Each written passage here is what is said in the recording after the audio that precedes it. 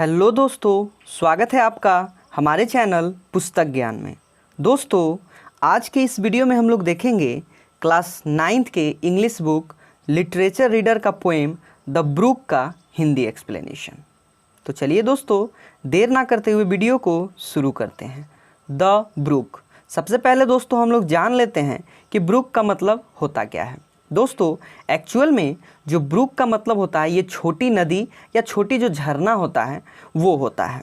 तो चलिए देखते हैं इस कहानी में इस नदी या इस छोटे झरने के बारे में क्या बताया गया है।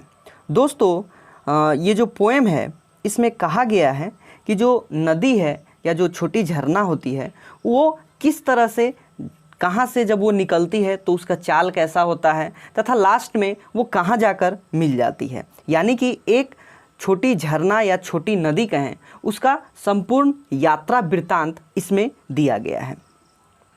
तो चलिए शुरू करते हैं।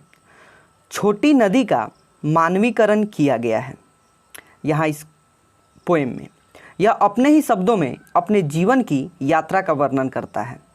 इसका उद्गम स्थान वहाँ से है जहाँ कूट और बगुले जैसे पानी के पक्षी आते हैं और वहाँ पे आनंद लेते हैं अपने शुरुआती जीवन में। यानी कि जब जो नदी है, जब जहाँ से वो निकलती है, जहाँ से इसका उद्गम होता है, तो ये बहुत ही शोर मचाती है। चूँकि जहाँ से ये निकलती है वहाँ ये पतली होती है, इसलिए वो निकलते समय इसकी जो धार है ये तेज होता है और वहाँ जो है शोरगुल भी बहुत ही अधिक होता है। छोटी नदी तेज़ी से 30 पहाड़ियों में से बहती हुई नीचे की ओर आती है। फिर वो पर्वत होता है उसके बीच में, यानी कि जो पहाड़ों हैं उसके बीच से फिसलती हुई आगे की तरफ बढ़ती है। आगे की इसकी जो यात्रा है इसमें ये 20 गांव को पार करती है और 20 गांव जो है इसके किनारे पर बसे हुए हैं। यह एक छोटे से कस्बे और 50 पुलों से गुजरती हुई आगे की तरफ अपनी यात्रा को जारी रखती है। जैसे ही छोटी नदी पानी से लबालब भरी हुई बड़ी नदी में शामिल होने के लिए आगे बहती है या आगे बढ़ती है तो वो अनेक प्रकार के आवाज़ और शोर करती है।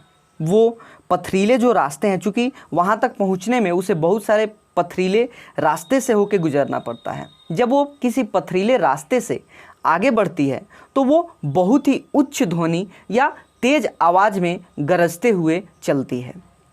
फिर वो किसी अगर पतली जगह से निकलना है तो वहाँ तीखी आवाज़ यानी कि शार्प और ट्रेबल वॉइस के साथ वो आगे बढ़ती है। जब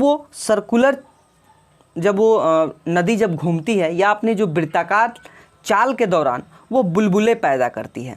जब वो खुले में अपनी यात्रा के अंतिम पड़ाव में पहुंचती है तब जाकर इसकी जो स्पीड है ये कम हो जाती है। जब नदी से मिलने की बारी आती है या जहाँ से वो नदी में समाहित होने की कोशिश करती है वहाँ इसकी जो स्पीड है ये बहुत ही कम हो जाता है। नदी घूमती है, मुड़ती है और टेढ़ी मेढ़ी बहती हुई अंत में जाकर बड़ी नदी में समा जाती है। छोटी जो नदी है इसे जीवन का एक स्रोत के रूप में दर्शाया गया है। इसकी अपनी ही पोषण व्यवस्था है। इसके धरातल पर बहुत से फूल जो हैं ये तैरते रहते हैं तथा इस नदी के नीचे बहुत सारे जो प्लांट्स हैं, बहुत सारे पौधे हैं, वो भी अपने जीवन को बढ़ाते रहते हैं। बड़ी और मोटी जो मछलियां हैं इसके अंदर बाहर तैरती रहती है। ये पशुओं और मनुष्यों को जीवन तथा खुराक प्रदान करती है। यानी कि यूँ कहें तो ये जो नदी है ये एक जीवन रूपी है। जो जितने भी पशु पक्षी हैं, मानव है, इसके साथ साथ जो पेड़ पौधे हैं उसे ये जीवन देती है। कविता की जो सबसे अंतिम 4 पंक्ति है इसमें बताया गया है कि जो नदी है इसने अपने आप की जो तुलना है ये मनुष्य के साथ किया है और उसने कहा है, नदी ने कहा है कि मनुष्य जो है वो जन्म लेता है और मर जाता है। उसका जो जीणक है, जो जीवन है वो कम समय के लिए है, यानी कि बहुत ही क्षणिक है या अस्थायी है। यानी कि वो इस दुनिया में आया है, इस पृथ्वी पे आया है तो उसे एक न एक दिन मरना ही है। लेकिन छोटी नदी सदा बहती चली जाती है। इसका जीवन अमर है और उस पर सांसारिक गतिविधियों का कोई भी असर नहीं होता है। ये एक छोटी सी धार से होते हुए बीच में बहुत सारे शहरों से, बहुत सारे गांवों से, बहुत सारे पुलों से होते हुए अपने शरीर को बड़ा करते हुए ये आगे जाकर बड़ी नदी में मिल जाती है और इसका जो जीवन है यूं ही चलते रहता है। लेकिन मनुष्य का जीवन वो जो है अस्थायी है। एक समय आने के बाद मनुष्य अपना जो प्राण है वो त्याग देता है, अपना देह त्याग कर वो मौत को गले लगा लेता है। तो दोस्तों यह था इस कविता द ब्रूक का हिंदी एक्सप्लेनेशन। तो इस वीडियो में बस इतना ही।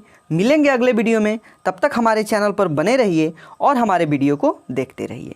तब तक के लिए दोस्तों धन्यवाद, नमस्कार।